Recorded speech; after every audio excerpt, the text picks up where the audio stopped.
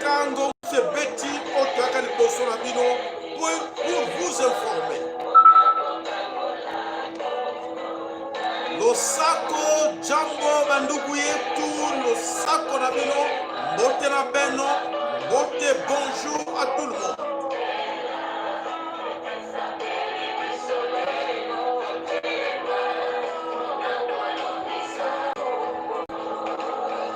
Voilà, et la canabus pesa mi poete, totene matolongi sa Congo mboka bankoko batike la biso. Papa, mama ya sorete, vuluzi kimbango, mama kepa vita.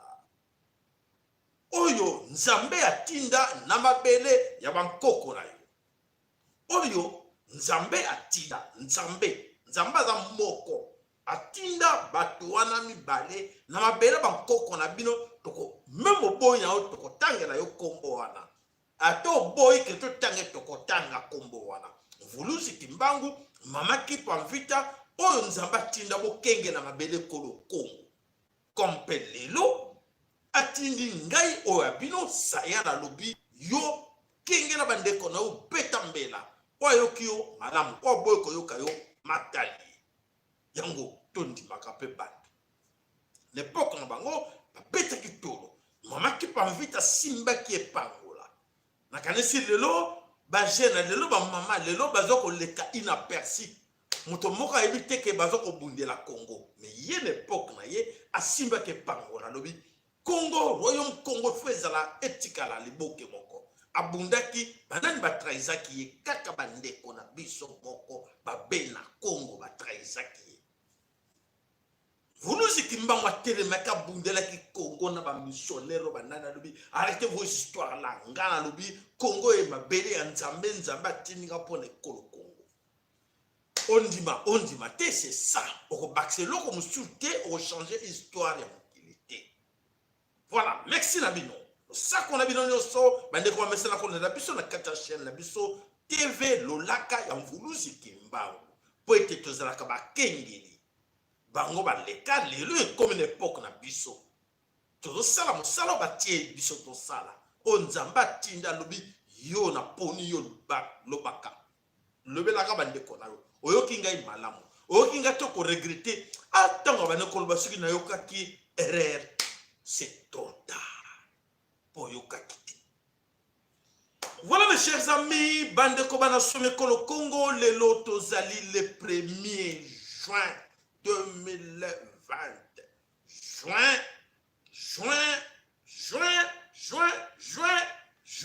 mois de juin ah bande ko bele bazo ko tuna me mois de juin ngolo ko ne papa zo ko beta to le mikolo tout mois de juin to komi mois de juin yango oyo mota bande ko ndima tek to ko koma na mois oyo ya juin et loko nini ezako ko salakata juin et loko nini ezako yela biso na mois ya juin toko luka to yeba et loko nini ezako bomba na kata mois ya juin toko yeba yango mboka ngomo kengeli koi mboka ngomo kengeli leopard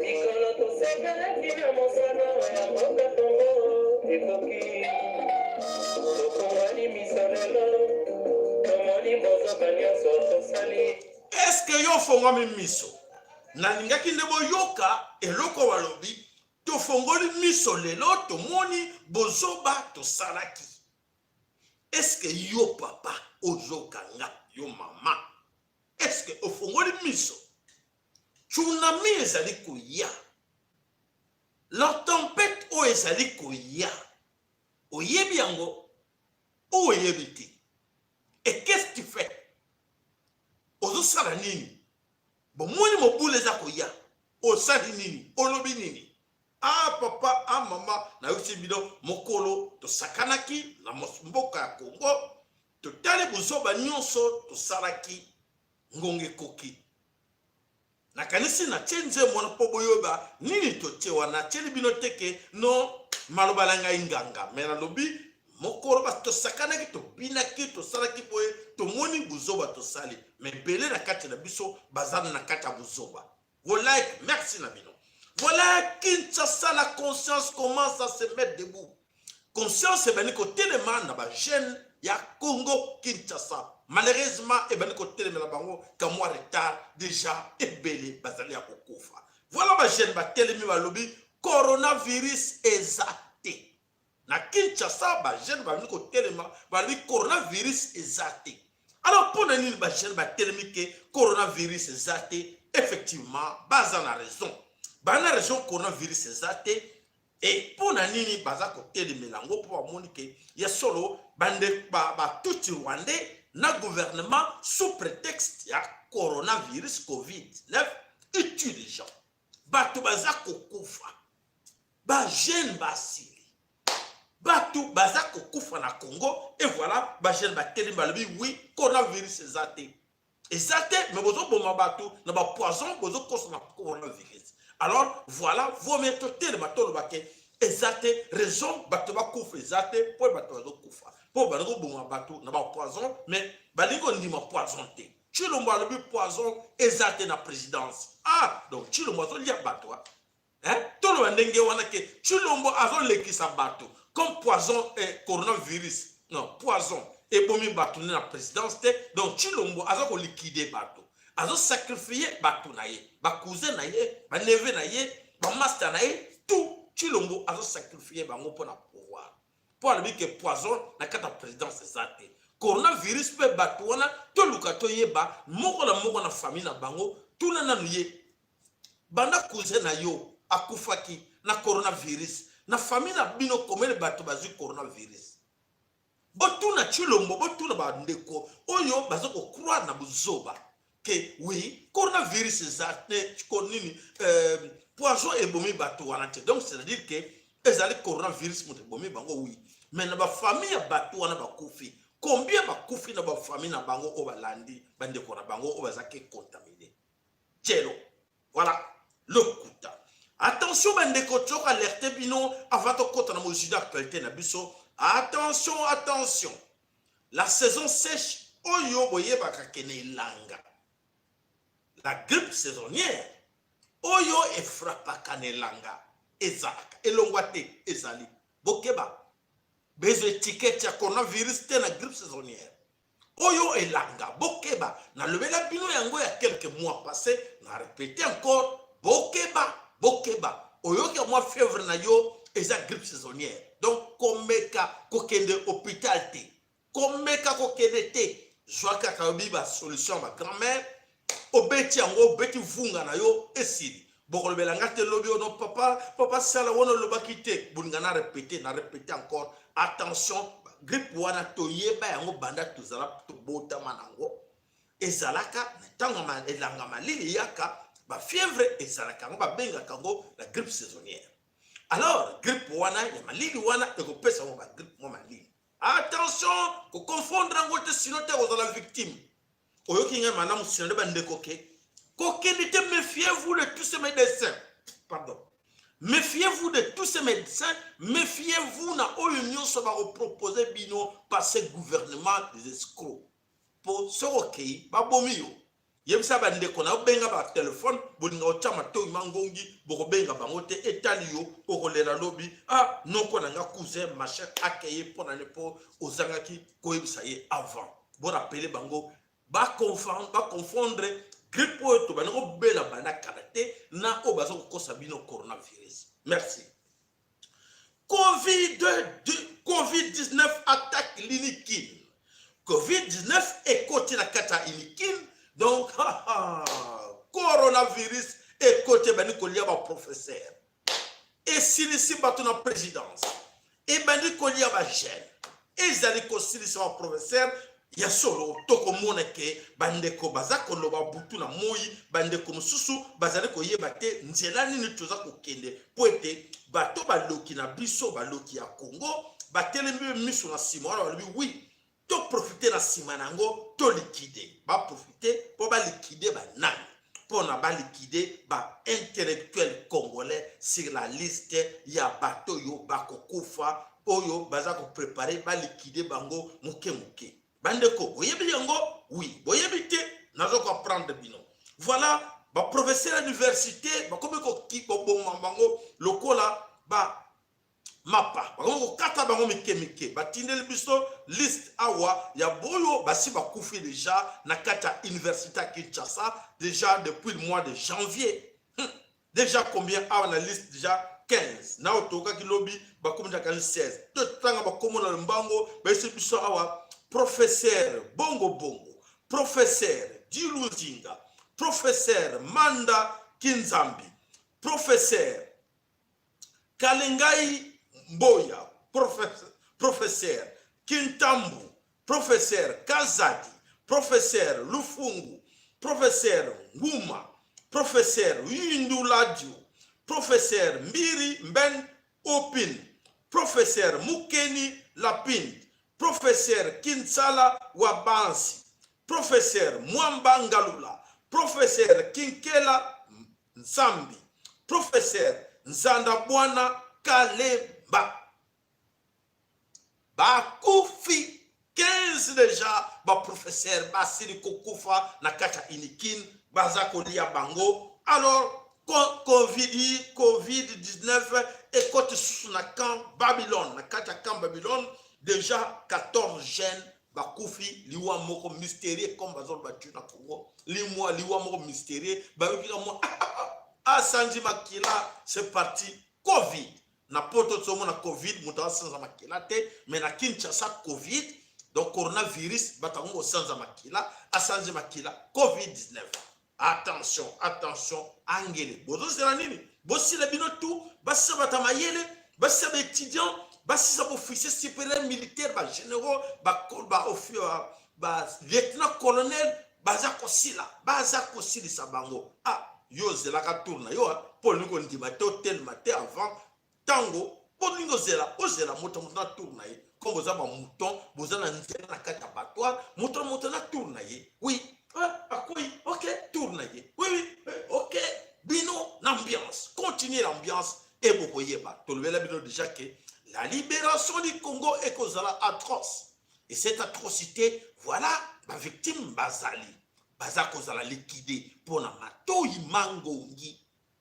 Pour na mato imangongi, les généraux bako liquidé bino. Vous savez, une émission de cas qui avant-hier, que d'ici 5 ans, tokomona officier supérieur militaire, jiba généraux, yaba Congolais bako zala sauté, bako zala tout liquidé. Plan déjà ba touti. C'est va tchaka marche to ba noko belle la bino ya 5 ans passés. Attention plan wana ezali voilà et que bonne ba kufu déjà bozo le kalo kolo di kolo na lo koso même les professeurs wana to bisa ke bango déjà que ini kin bo tambo keba il y a des professeurs ba sala kana aner ba yaka wana baza ko teka ba plan ba professeur bo luka bango bo baza kota kata distraction et voilà bo bani ko sila.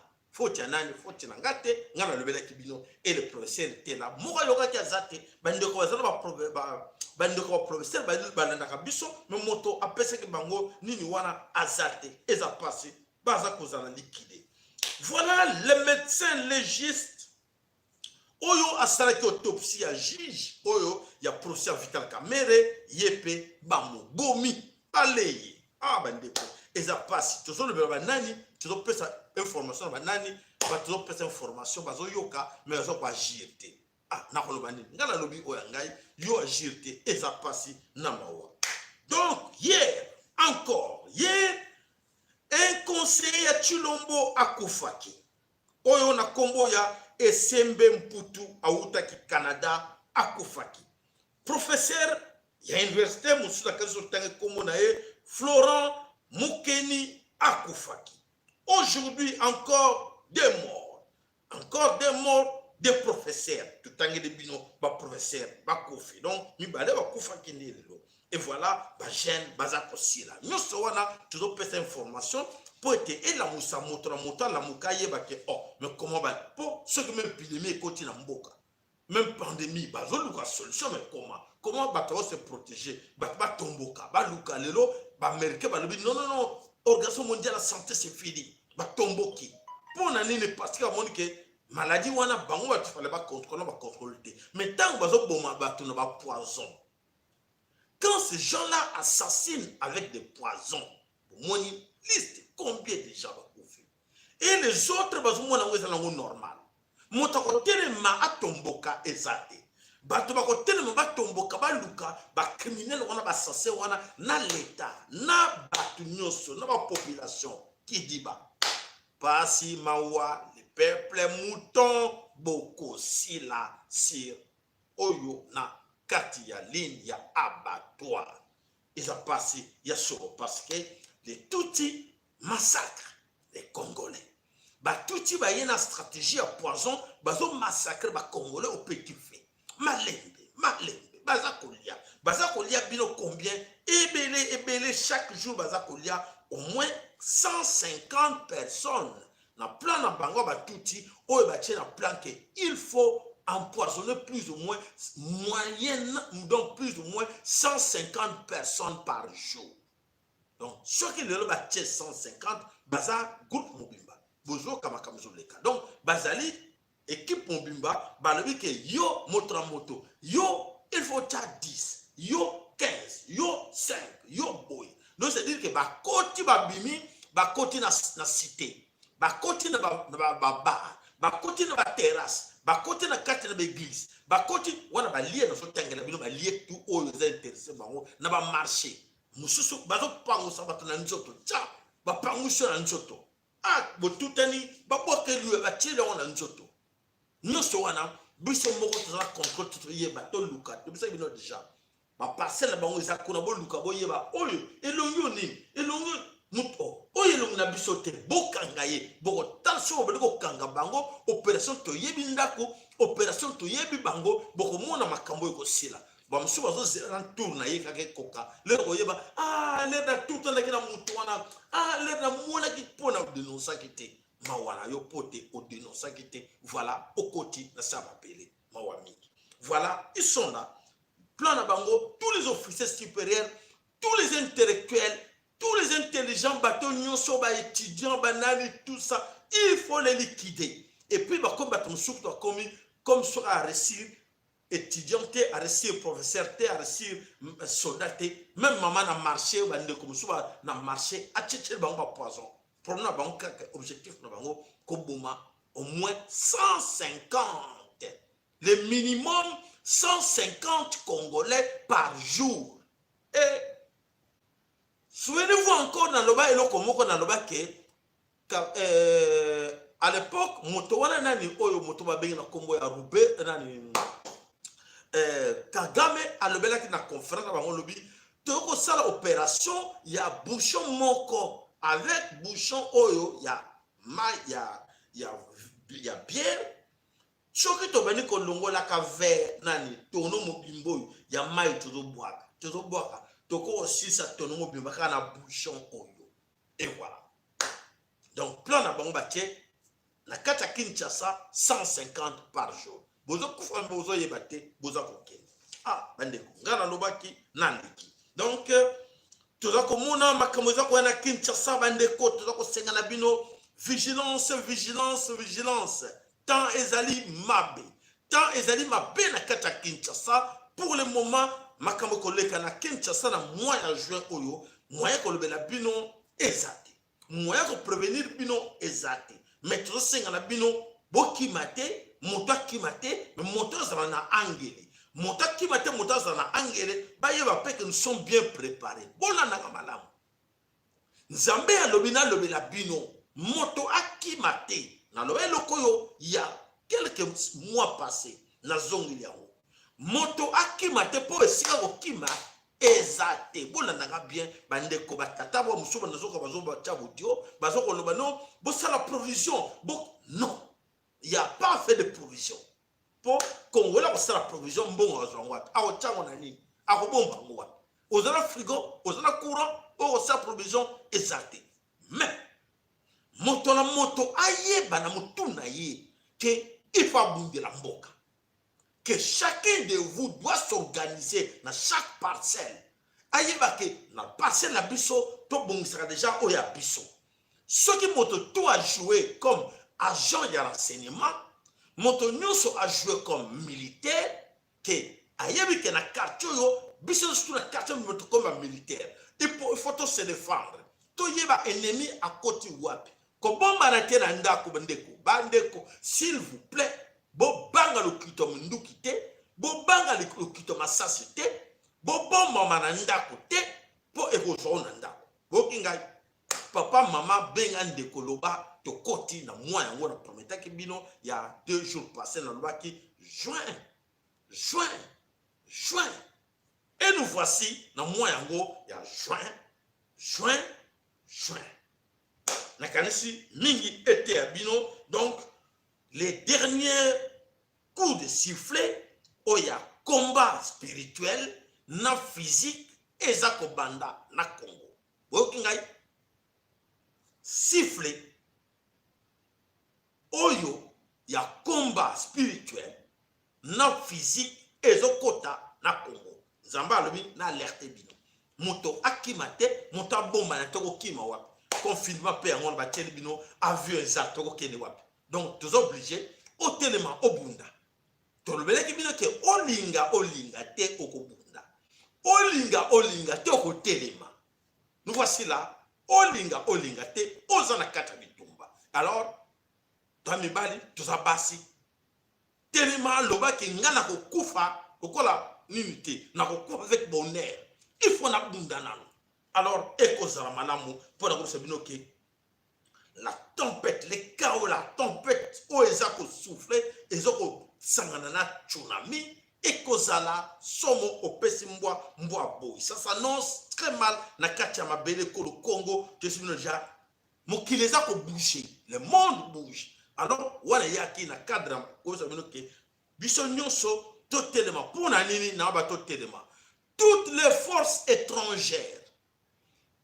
forces étrangères ya mokili mobimba sont au Congo bokinga na prophétie en vulusi kimbango alobaki motango yango bango nyonso bakokota na mabele ko le Congo bolana très bien ba mingi bobosa na kaviti to lelaki bino ke tango yango bango nyonso bakokota na mabele ko le Congo et voilà nzamba kote na malobi allez Armageddon ebandi bitumba oyo armée céleste nde toujours kobunda nango siko na Congo parce que comme tango yango boyoki na côté ya Angola ba soldats angolais ba côté plus de avec plus de 3000 soldats likabute ko tira ba kota monta ko bima azate na ba coin na côté ya nord ba côté na côté ya sud ba partout côté Zambie côté Tanganyika côté ya tout ba côté surprise zate moto oya yebite ayo kama sikoke ba koti ba se positionner partout au Congo. Et alors ba se positionner pour faire quoi? Prophétie en vouloir ce qui mbango lobaki et ko salama. Eza ko salama 2020. Et la ka yango ekoki ba koti déjà ko doutete ils sont là avec vous. Oyokiko ba militaire ba kotaki kuna ba kotaki boy oui loba oui ils sont là et moi je dois faire quoi? Je dois me défendre soko vandi to leki bango ebele boyebi ke to leki bango ebele tozali plus de 85 millions de Congolais na Kinshasa pamba tozali plus de 15 millions na kata Kinshasa tibarme na bango bakokata 10 millions te bakokata 5 millions te. Donc la force au éleki population masse exacte. Alors toujours pesa bino comme Matéa, bo pesa bande comme Soussou, totele ma peut le ba oui, on vous attend. Vous êtes là, voilà, toko s'apprendre na bino. Bo banga mundu kite, o bangi mundu ko kufa. Bo kingai, merci na bino. Parce que bande ko belé baza ko yebate, o union se salama na Congo ba sutu kaka po bazala kana kata kitiba. Voilà bandeko tokei wapi tokei na kati ya mboka otoko benga na kati ya Kivu. Na kati ya Kivu, Kodeko, Bunia, Alim le fait le chaos général na kati ya kuna na kanisi toyebisi bino ke ezali ya konginda mikolo eza koya po ete makambo bani ko se sentir ke ya solo pardon ezali sauté et bato nyonso batelemi comme mutu moko. Toko bisa bino ke ya solo oyo ezali koyana mabele ko Congo mingi na kati na biso bako sutuka nango. Avant to pesa bino nouvelle ozo leka na kati ya Kivu tozonga nanu na awa na kati ya Kinshasa élément moko na bosana ko sinali bino. Vous savez que Là, j'ai une fois parlé de cela, na français, moi, moké. Français, lingala pour la meilleure compréhension. Est-ce que vous êtes au courant que les Chinois ont réclamé 555 millions de dollars. 555 millions de dollars. Oyo, Hippolyte Kanambe, alias Joseph Kabila, a escroqué les Chinois. Chilombo a escroqué les Chinois, a escroqué Mboke Belé. Kabila de même a escroqué Bango 555 millions de dollars. Oyo, Kabila a escroqué aux Chinois. N'a pas escroqué Chine. Et alors, pourquoi tout cet article pour que vous sachiez que attention, attention, nous allons alerter l'attention de la communauté internationale et les Chinois et les Américains et tout le monde. Voilà, vous savez que Kabila a plus de 50 milliards. Vous savez, non? Oui. Ce n'est pas caché parce que les paradis fiscaux, tout ça, gauche à droite, on a dit, oui, Kabila a beaucoup de milliards. Mais tout fango, mais Kabila a des milliards où? À Dubaï, ou à Kiba, des milliards. Donc, c'est-à-dire que 1 milliard seulement peut payer votre dette. Alors, il est temps à vous les Chinois, à vous les Français, à vous les Américains, les Anglais, au Nyoso, après ta Kimbongo na ye, na Félix Tshilombo, na gouvernement ya Tshilombo, na gouvernement Hippolyte Kabila, na Hippolyte Kabila, à la Joseph Kabila. Il est temps, ils sont encore vivants. Comme ils sont encore vivants, essayez de récupérer votre argent dès maintenant. Bloquez l'argent qui se trouve au Dubaï, bloquez l'argent qui se trouve au Kiba, récupérez votre argent. Demain, les Congo de demain, là c'est l'avertissement que je vous donne. Dans ces Congo de demain, après Félix Tshilombo, après Kabila, aucun pays ne viendra nous présenter un dossier que non, il nous doit, il a prêté l'argent pour nous. Vous êtes tous des complices.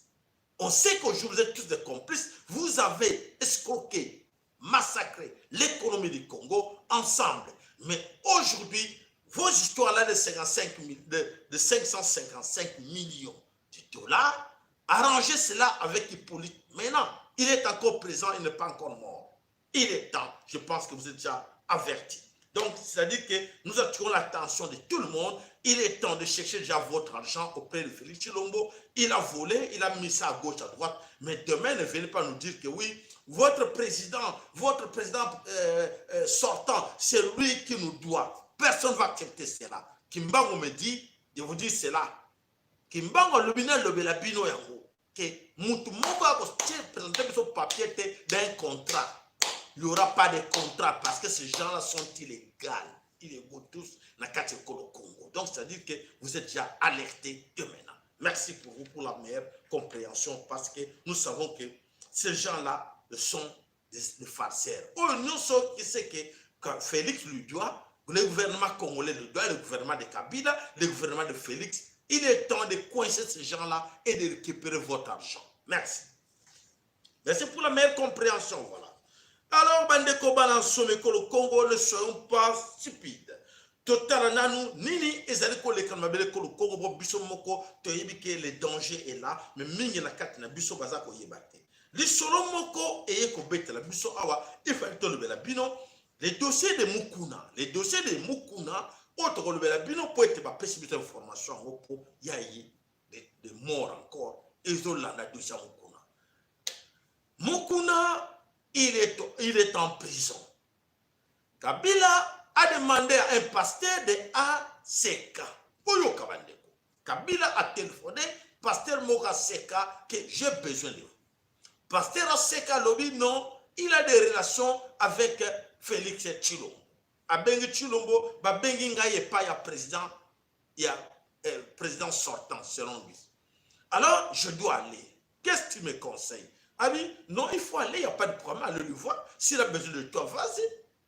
Non, il y a qu'à, parce que j'ai besoin de toi pour te parler pour les dossiers de Mukuna.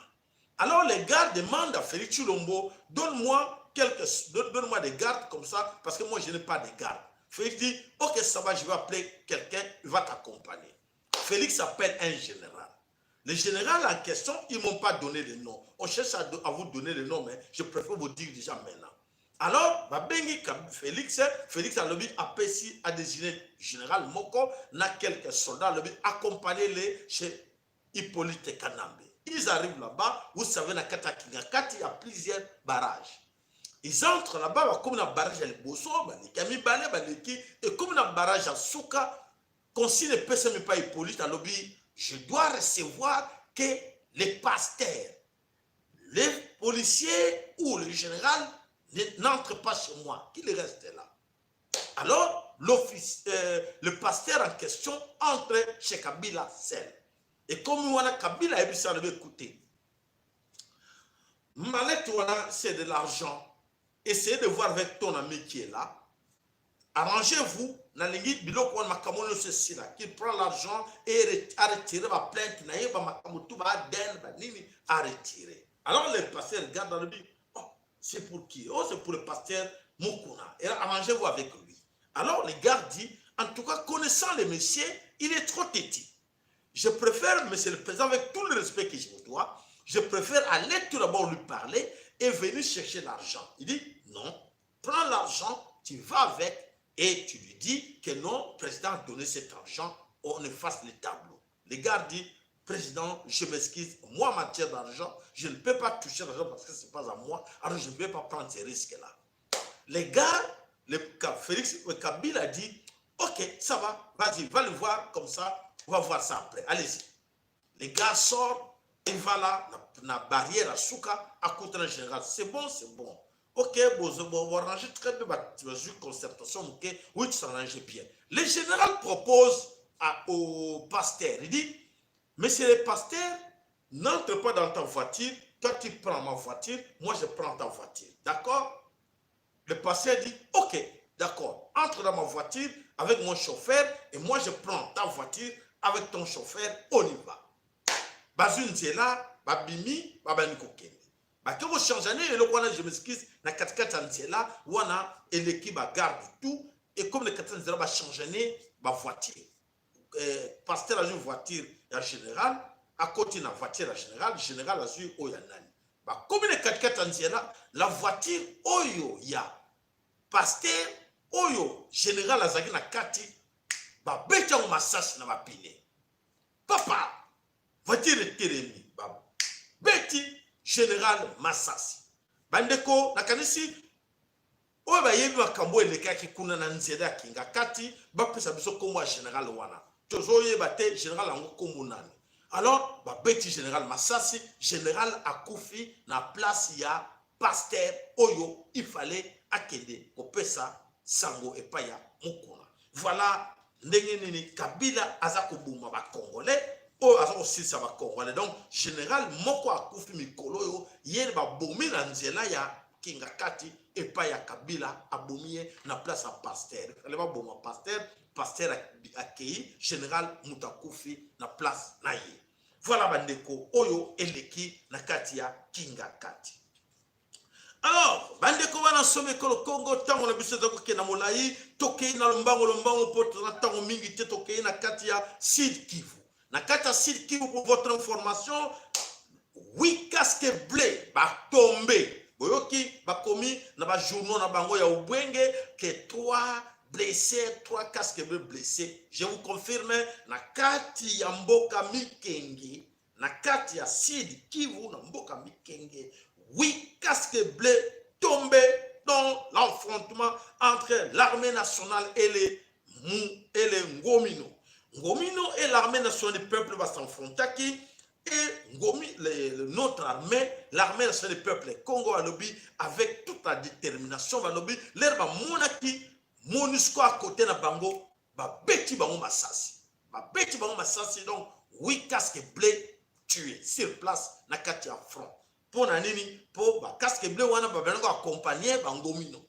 Et alors, comme nos amis ils ont remarqué que les casques bleus travaillent en collaboration avec les Ngomino, et voilà, Babeti Bango Massasi, les 8 casques bleus sont tombés. Je n'ai pas l'information Kosibino Keo, non, 3 casques bleus blessés, c'est faux. L'information est là, Bozuyango, Oyo. Donc, en ce moment, je vous dis, débandade dans les hauts plateaux. Dépendant dans les hauts plateaux, l'armée nationale du peuple Congo à la recherche de Sultani Makenga. Sultani Makenga, like la s'il vous plaît, vous êtes na plateau. Abonnez-vous massivement s'il vous plaît.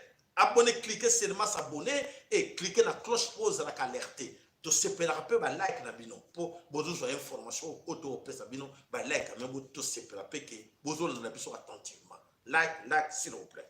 Et voilà, l'armée nationale du peuple Congo baza na chasse à l'homme na nani baza déterminé balobi plus rien ne sera comme avant baza déterminé balobi suka na biso il faut aussi ça makambo oyo eza koleka na mabele kolo Congo. Donc l'armée nationale du peuple Congo et bandi siko ko attaquer ma position ya MONUSCO. Les MONUSCO baza wana bako banga ba suite parce qu'ils ont compris aussi que la MONUSCO ce sont des mafieux comme ce qui s'est passé aux États-Unis avec Bill et Donald Trump. Donald Trump a compris que l'Organisation mondiale de la santé sont des mafieux et aujourd'hui au Congo aussi on a compris aussi que l'ONU, la MONUSCO, ce sont des aventuriers, ce sont des bandes de criminels, de terroristes qui terrorisent nos mamans, qui terrorisent nos frères et qui vont recruter les gens à gauche, à droite pour assassiner nos frères. Alors maintenant, c'est vrai que ça a mis un mois retard, mais ils ont compris maintenant que ceux qui vont MONUSCO à l'équipe, ce sont des aventuriers, ce sont des terroristes. Voilà ce qui se passe dans Katia. Nakati ya Sud Kivu na mboka Mikenge oyo tukoleka lobi. Alors tokei na kati ya Nord Kivu, l'armée nationale du peuple Congo toujours à la recherche ya nani baza koluka Isaac Sengesi plus le 8 complices associés de Kabila.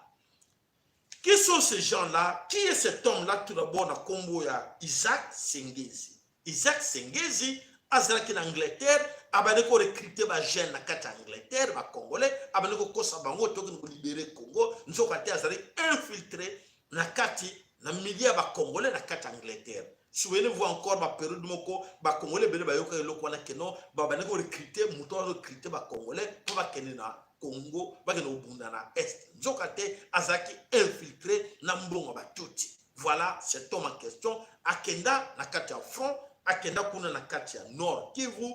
Et voilà l'homme en question a recruté na kati ya Goma, na kati ya Uganda, na kati ya Rwanda, a recruté ba jeune, avec l'appui ya logistique ya MONUSCO, a même bango wapi, a même bango na kati ya Ituri, na ba zone ba Djungu kuna, ba ke ko buma ba population na biso. Et alors notre armée nationale, l'armée nationale du peuple Congo, ils ont compris que non, il est temps, il faut chercher l'homme en question.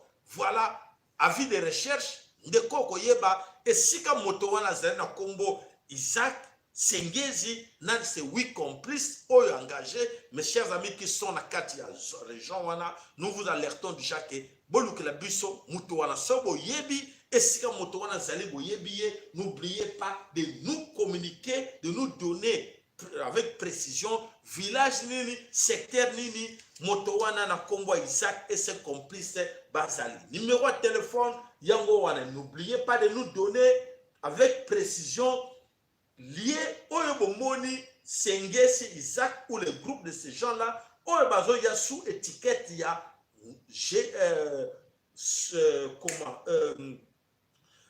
Codeco. Bazo ya les sous-étiquettes à Codeco, et tandis que ce sont les envoyés de police Kabila. Bazo ko sabino dans la région comme quoi que ils sont venus là-bas na kati ya région pour essayer de mettre un peu la stabilité. Bien au contraire, ils sont travaillés avec les police Kabila. Tout ce monde que vous voyez dans la kati ya région na bino bokumona kuna, donc c'est dit ce sont des complices de Kabila. O bazo semé bazo kuboma bande kona biso buto na moyi o ba boma que 77 personnes avant-hier sont le groupe de ces gens-là de Isaac Sengesi. Donc avis de recherche momoni bango bo bengi na numéro to tirer bino to présenter bino. N'oubliez pas mes chers amis, appelez-nous à ces numéros là, comme ça informez-nous sur vos renseignements muto wana azawapi l'armée nationale du peuple Congo bazo lukaye na ndenge ya posakana. Donc voilà, Moutouan a recruté des jeunes à Kata Rwanda, à Kata Uganda, pour être à même bango, pour qu'ils ne massacrent pas, maman na biso, villageois, na Kata village isolé. Voilà ce qui se passe Yangoana. Donc bande ko bana some ko Congo na kanisi papa mafolo na mama Congo na kanisi comme tour na bino bobela mapote moko na bino ayela biso nini a préparer qui pona mokolo na lelo. Donc n'oubliez pas cet homme en question, le pasteur Owana Shoki Azabe pasteur a travaillé qui na M23 a recruté na kata Londres et lelo a recruté ba congolais bela kena bango ndenge azakuna baso toujours lukaye na maïla muso boyebe sikazali. N'oubliez pas de nous signaler la présence de cet homme avec ses 8 complices Bazali Wapi.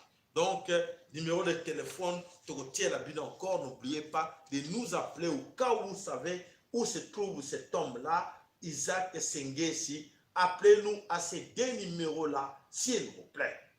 Voilà, papa mafolo na mama Congo, na kanisi eke tango ekoki poete, papa mafolo na mama Congo, pas intervenir. Losako epai na yo mama Congo, losako epai na yo papa mafolo. Marubombo kabino. Losako, papa Sayala, losako mama Congo.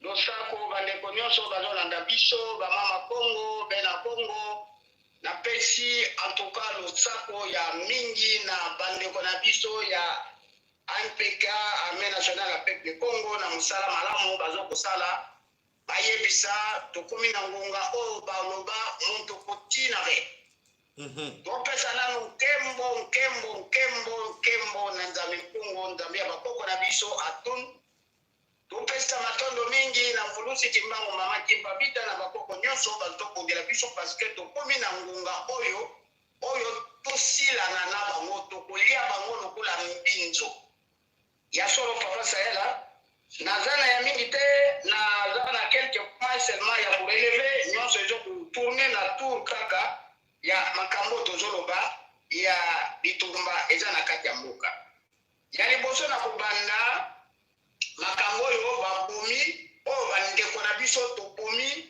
baterroriste ya MONUSCO me ngai na vu yango na version moko ya lokuta à travers agence belga par intermédiaire ya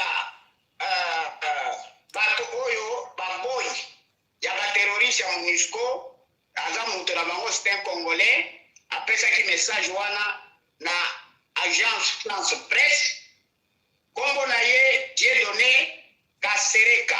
Ce sont tous ces égrégores Batonabiso Bandekonabiso Bakana Baundu il y a Mopaya. Alors qu'est-ce qu'ils disent? Ils demandent, ils donnent une information fausse en disant que Bazalaki pour repousser, Bayaki pour repousser armée na biso o bango bazo benga ba rebelle du bois lokuta izala toujours lokuta après na embuscade bon bango bazalaki na camp provisoire bazo benga ngo camp provisoire o bango basala po bavanda wana et puis bazo benga ba terroriste ba donc ba génocidaire tutsi bazo benga bango ba déplacer donc basalaki camp wana na localité ya où est-ce que je vois les noms na Mikenge na Sud Kivu alors nzokande nde place bango bazobombama asalaka biso attaque et puis nombre bao bakufi papa Sayala tikoloba ngai na vu version ya lokuta balobi yake des blessés ya casque bleu bamoni na rote bakomona alors deuxième point là ezali États-Unis ezali sujet ya coronavirus eza sujet ya l'empoisonnement eza sujet ya OMS pourquoi la tia na esika wana parce que nyonso bakamoufle yango OMS affaire camoufle yango na enveloppe ya coronavirus pendant que bato babandaka makambo ya coronavirus ezalaki basali biso skit batelemeli OMS. Donald Trump décide la sortie des États-Unis de l'Organisation mondiale de la santé sur ordre du président qui accélère le déflagrage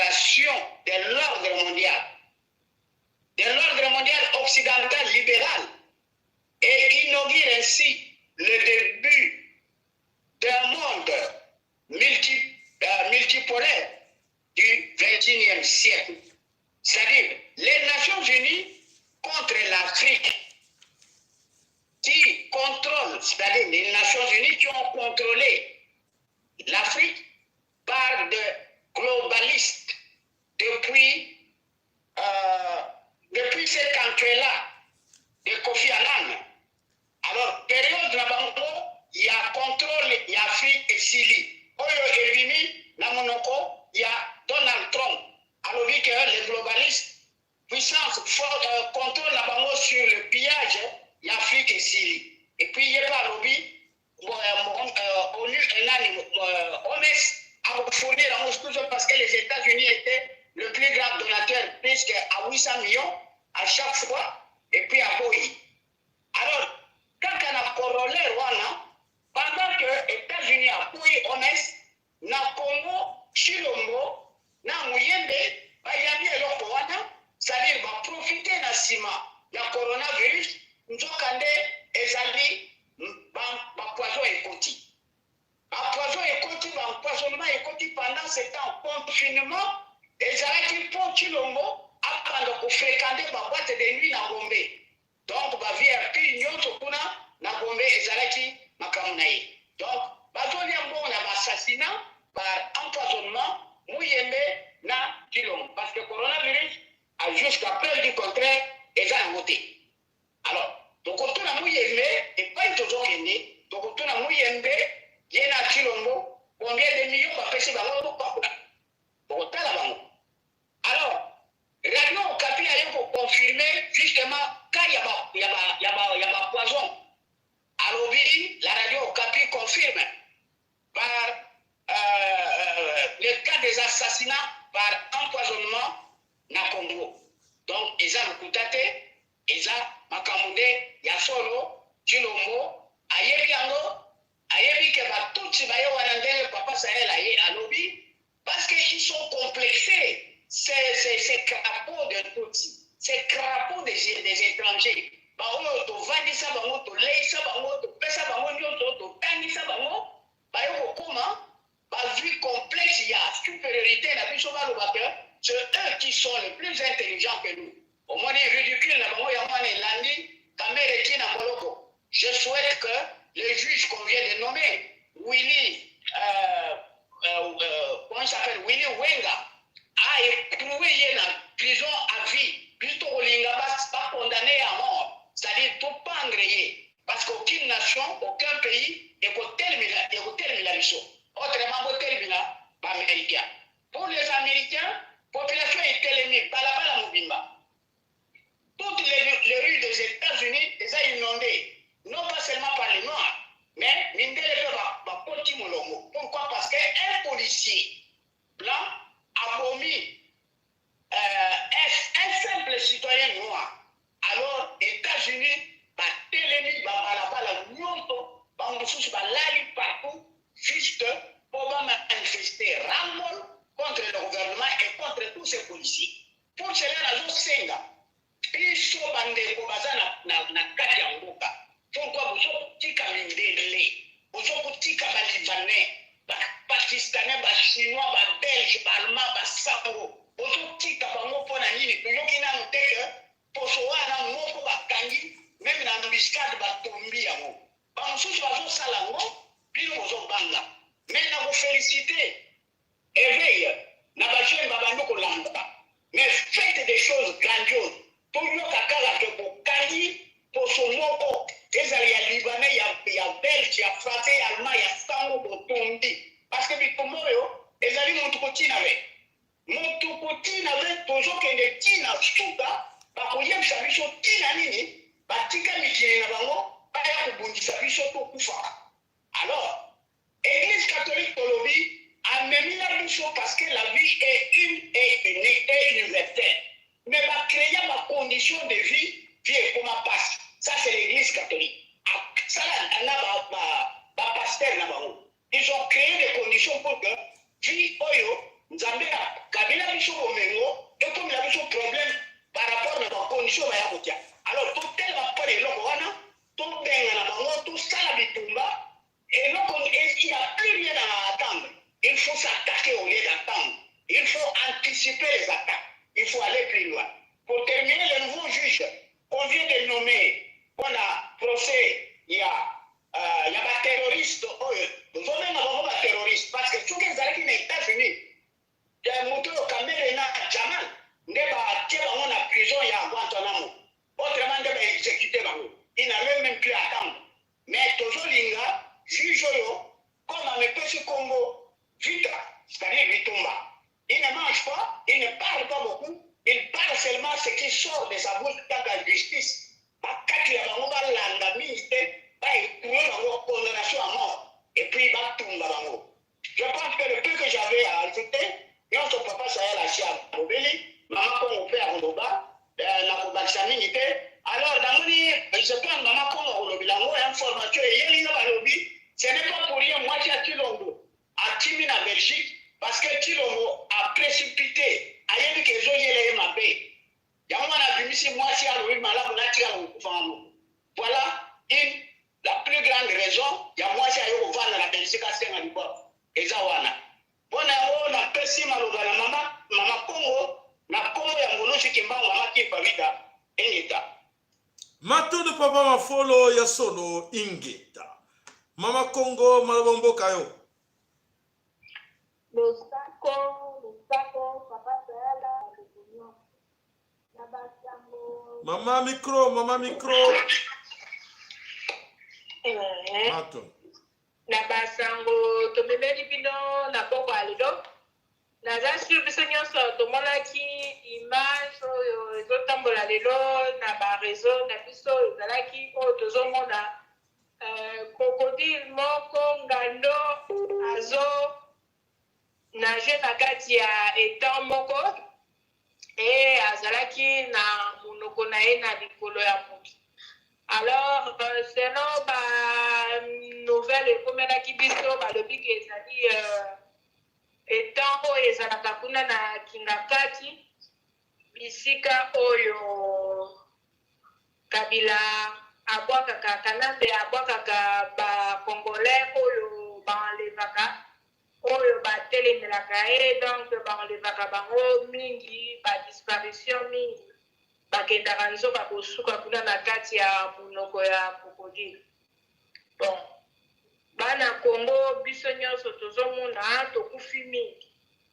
Nayebi te susu tokoloba nini, donc ekoma lokola soki moto akufi, donc ekoma likambo moko ya neti ya normal. Mais nazoyeba ntango tozalaka bana, ntango tozalaki kokola kotala meme ebembe ya moto ezalaka kosala som. Sikoyo bébé ya moto bato bakoma kotrouve yango normal. Bon, nayebi te sikoyo ntango bakinois bazomona makambo ya boye bazokanisa nini. Donc bavandi kaka bazomona kaka bazokanisa nini, donc nayebi te. Donc eza vraiment difficile. Et puis nakobakisa na oyo papa Sahel alobeli biso likambo oyo ya bapoison oyo ezotambola na Kinshasa. Selon bainformation ekomeli biso ezali na coordonnateur ya baaction wana na fournisseur officiel ya bapoison na RDC balobi ezali actuel ambassadeur rwandais. Alors, la kosenga bien la bandeko, na évité ambassadeur wana, je ne sais pas, Azali en Afrique du Sud, oui. Azali en Afrique du Sud, ambassadeur wana boki batte belé en Afrique du Sud, ba bengana ki en Afrique du Sud, et voilà to annonça ki ango to lobaki ango ke bandeko ambassadeur wana bengana en Afrique du Sud, bati bien na Congo. Congolais afanda ki nie. Voilà, merci Mama Congo l'information wana. To lobaki bino ango ambassadeur wana à côté na Congo na tamo a tellement été boni bakufi. Voilà, Mama Congo continue. Mawa. Donc la bien, ça fait à peu près moins de 5 mois. Je pense pas. Non, pas même 3 mois. Pas même 3 mois. À côté à 2 mois. Ah ouais, 2 mois. Puis à côté la ndenge likambo poison na Kinshasa les autres. Depuis à côté donc bien na kati ya internet, c'est bien, je ne sais pas. Et ça, il y a 2 ou 3 mois pour depuis à côté.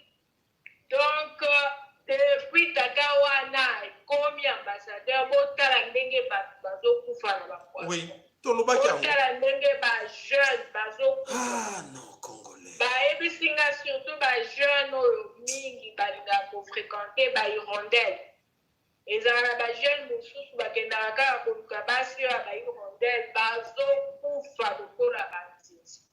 Omona kaka moto asanzi makila pendant 2 jours akufi. Alors, na bandeko kaka oyo baza kuna bon, tozoyeba comme il faut utiliser le moyen du bord. Le moyen du bord eza nini? Balobi boye. Mpona koteste, bandeko ya Kinshasa boyoka malamu. Mpona koteste soki oza empoisonné, kobwaka soli likolo ya mpese. Soki omoni mpese to insecte nyonso mingi mpese obwakeli ye soli.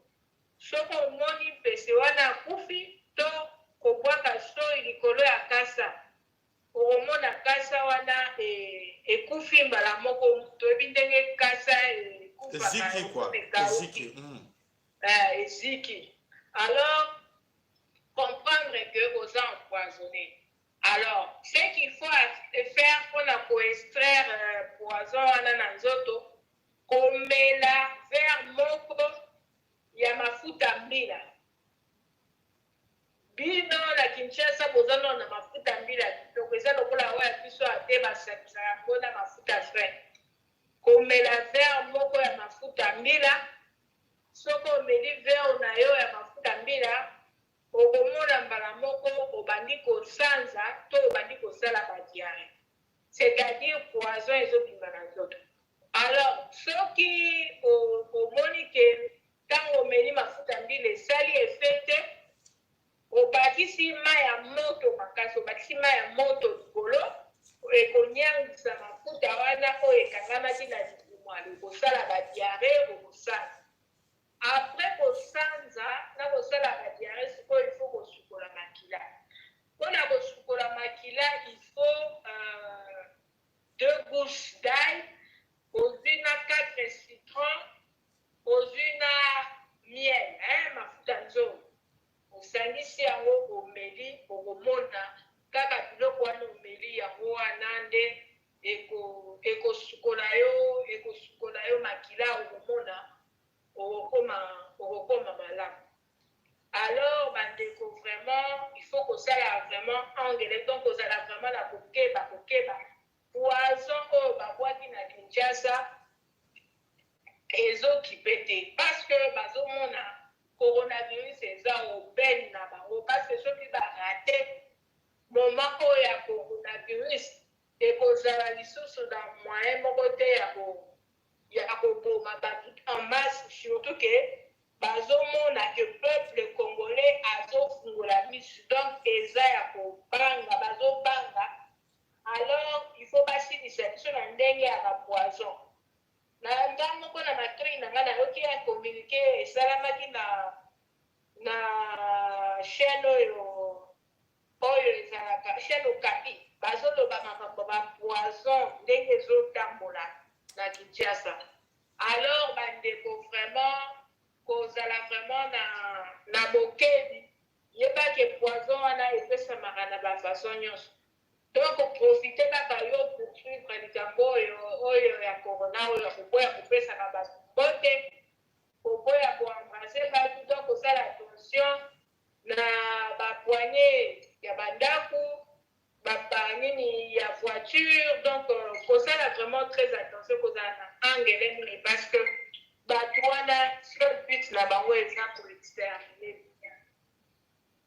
Et puis oyo ya suka bamama bopusa na biso batolina mwa kozala mwa ndambo ya songisongi moke ya kotikila bato mwa moke, eza awa eza likambo ya Denise.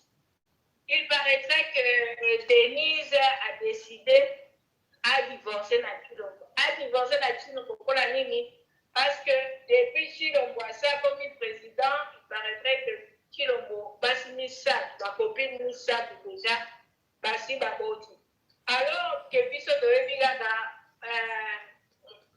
à l'air, ole qui a l'air. Alors soki bayebi basi oyebi bale bokoki kotindela biso bakombo na bango mpe biso mpe toyeba bango parceke baza mpe basi ya mokonzi ya mboka bango mpe baboti na mokonzi ya mboka botindela biso mpe bakombo na bango biso mpe toyeba bango e raison mosusu apesi alobi Chilombo donc ye asalaka na ye eloko te kaka basi donc ye azomona tout temps aza humilie bisika nyonso Chilombo akendaka soki baza na ye donc ezalaka na mwasi mosusu mpe aza wana pembeni donc baboîte de nuit oyo bazoloba confinement mais baboîte de nuit nyonso ezalaka confine te na butu parce que ezalaka bisika na ye akendaka kose distraire na bahirondele mosusu donc ye azomona yango eza soni parce que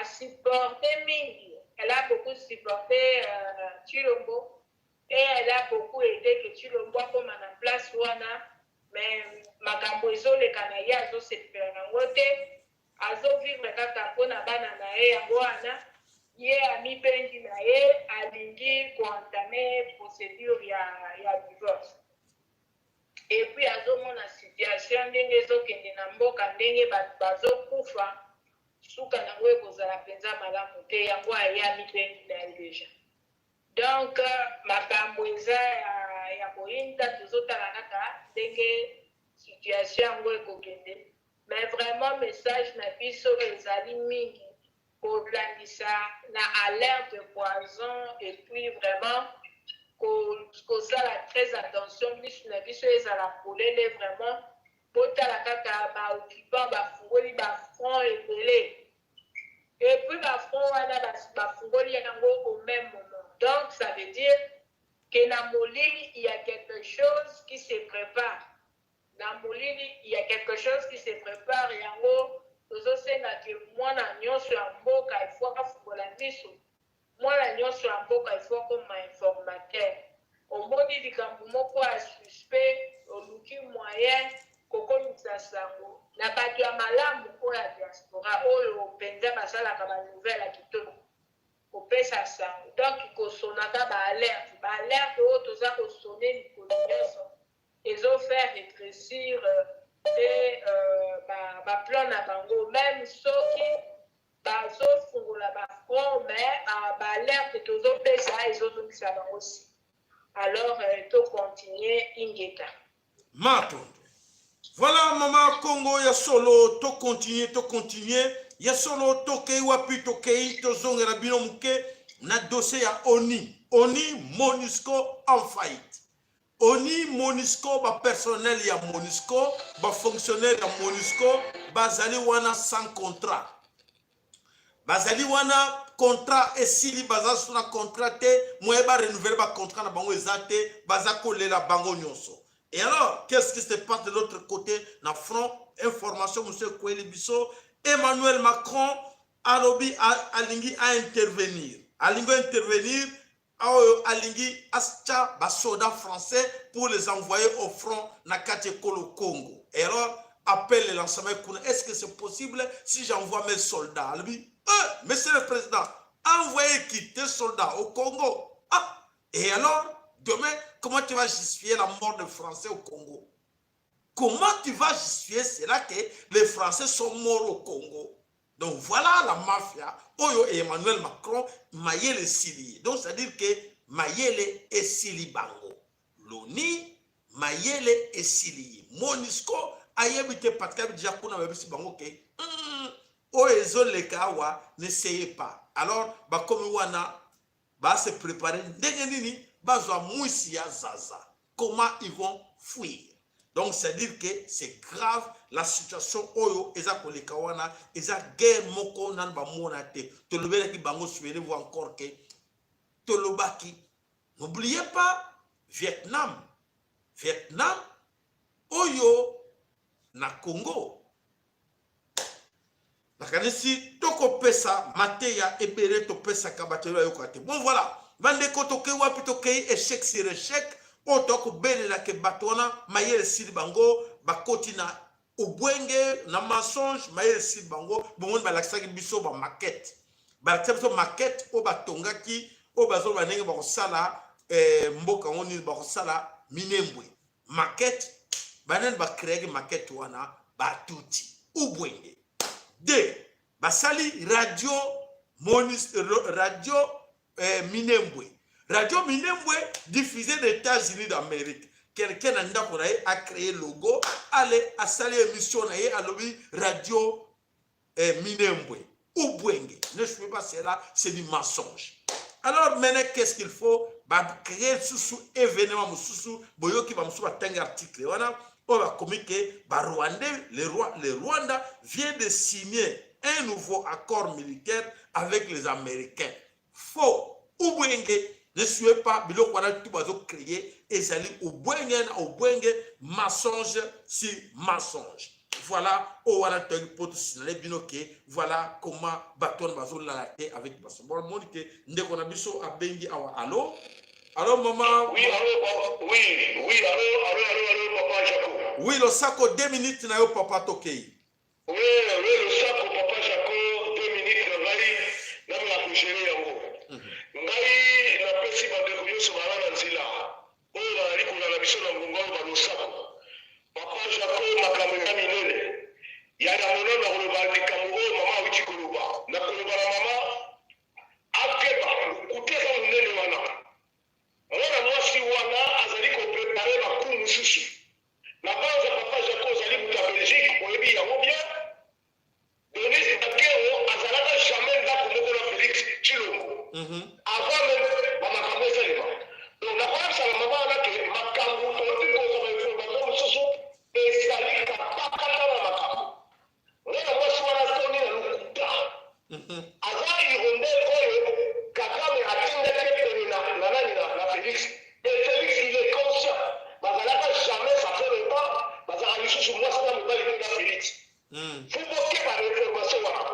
Na Denis ndenge yali wana ezali plan oyo basi basali ndenge azali koelimine bandeko ya Tshilombo yene mutu azali base ya makambo oyo bato bali kokufa ye na kamere ena koyebisa bino mikolo ekoya kamere bakobimisa ye ya mibale na okende boye oyo nabona na esengo makasi ndenge mokomanda oyo ndenge akuti kokomela biso barwandais wana na bagénéraux ndenge akomi bango na vraiment na tondi na esengo mosala oyo mokomanda Célestin basali na mokolo ya lelo na sepeli nango makasi mo général ya kotumba losako kasi nali oyebi yo mokomande bawa mo général Célestin esika bino bali na tondi na esengo mosala bosali emonani nakoloba ndokolona papa Jaco Denis Akero akoli na suka nani ayebi teke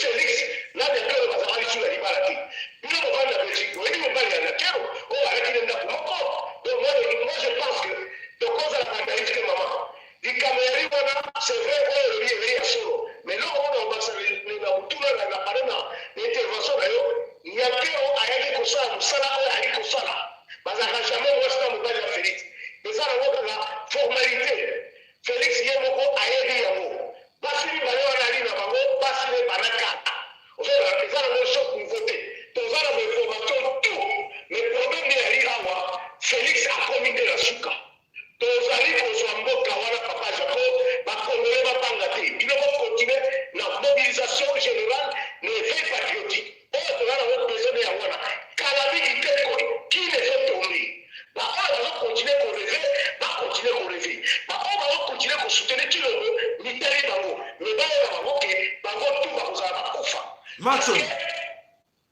bolinga te peuple wana ezotelema na basi basukola papa Jaco merci na maloko kosinga matondo ndeko ya soleke bandeko botangaka susu kombo ya général Yakotumba te botangaka l'armée nationale du peuple Congo parce que le général Yakotumba n'est pas seul. Il a aussi ses supérieurs. To boy confusion wana soko lingo lobake okumisa bandeko bako bunda na front kotangaka su kombo ya général Yakotumba te loba l'armée nationale du peuple Congo. C'est l'ensemble de tous ces gens-là au bazo lutter pour l'intérêt à Belé Congo. Ce n'est pas seulement général, il y a aussi beaucoup de généraux qui sont là, qui travaillent dur. Je m'excuse, voire même plus que Yakotumba. Vous excusez, vous voyez la vérité, mais nabimisene bino vérité. Vous comprenez, ok, donc ne citez plus, ne parlez plus les noms seulement de Yakotumba. Ça, cette histoire-là, ils ont une frustration, et c'est pas bon. So, Benga, Olobi, l'armée nationale du peuple Congo, ne citez pas les noms d'un général parce qu'il y en a plusieurs généraux là-bas, il n'est pas sain. Merci pour la compréhension. Voilà, donc maintenant, Bandeko, vous savez à qui vous avez affaire. Là, la Kacheko, le Congo, Congolais. Et maintenant, vous venez de comprendre que c'est l'ambassadeur qui va venir en Afrique du Sud, le Sud-Africain va tomber kaki mabe na criminel wana. Maintenant, vous savez qu'est-ce que vous allez faire. Maintenant, vous savez là où vous voyez. La Kata Kinshasa, Bandeko, Oyo ba yebike, ndeko na ye, camarade na ye, cousin na ye. Babomaki na kati ba poison wana, donc ne cherchez pas l'eau, vous savez maintenant c'est qui, c'est l'ambassadeur Oyo ya Rwanda aza au Congo. Boluka boye bandeke bobi ndako na zwaka azalaka beaucoup venger. Il y a des militaires bien formés, des commandos bien formés. To karabino teto karabino karame. Bon, makamango de beaucoup venger, s'il vous plaît. Vengeons, s'il vous plaît. Alors nakalisi tozako kende bandeko numéro mi balé à téléphone zawana. Namoni mama Kongo abengi na kansi nouvelle ya sikeko ikuna. Allô maman Congo? Oui papa. Oui. C'est kopesa Congo ya général akufaki lelo. Oui. Congo na général Munyapara balobi akufaki na COVID-19. Donc bino moko boyebi soki balobi COVID-19 elangisi nini. Donc akufaki lelo kombo na ye Munyapa. Général docteur Munyapa. Ok, merci maman. Donc médecin chirurgien oya salaki autopsie ya général wana. Ah il y a juge pardon. Voilà. Allô ndeko maman le soke pana yo 2 minutes s'il vous plaît ok.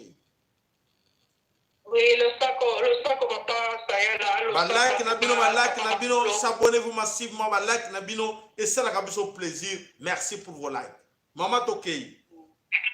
Ah, le sako papa sayala. En tout cas, le sako papa Mafolo, le sako mama Congo, le sako pela bande ko action ni surtout en tout cas ba poti, ba kota kiteo ba kota.